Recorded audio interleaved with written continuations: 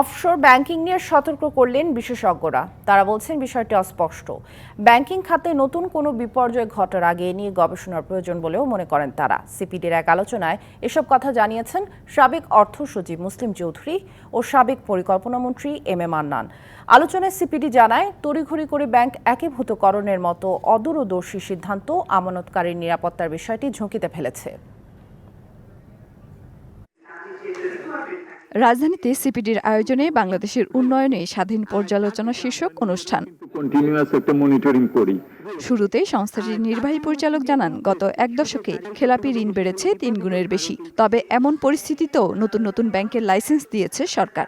এর পরিণতিতে ব্যাংকিং খাতের সংকটের প্রভাব পড়েছে পুরো অর্থনীতিতে।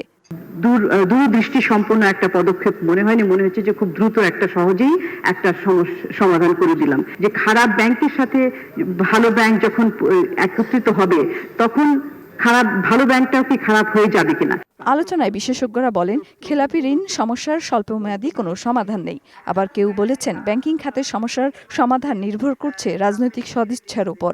এই যে পুনর্তফসিল দিনের পর দিন 2% নিয়ে আসছেন আপনারা, কোনো মানে হয়?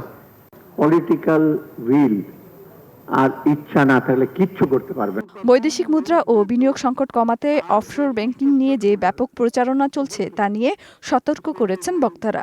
এটা অফশোর ব্যাংকিং এর যেটা হচ্ছে, আমার মনে হয় এই অফশোর ব্যাংকিং এর যেভাবে ক্যাম্পেইন করা হচ্ছে, in terms of investment opportunity, in terms of high rate of interest, in terms of repatriation opportunity, এই অপরচুনিটি শেষ পর্যন্ত ব্ল্যাক হোল হয় কিনা, এটার কিন্তু একটা বিরাট সিরিয়াস একটা ইস্যু আছে।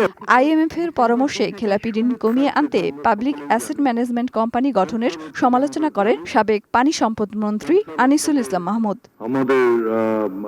মেহের মনি, ডিবিসি নিউজ, ঢাকা। নগদে 500 টাকা বা তার বেশি পেমেন্টে পেতে পারেন ঢাকায় জমিসহ 20 কোটি টাকার পুরস্কার।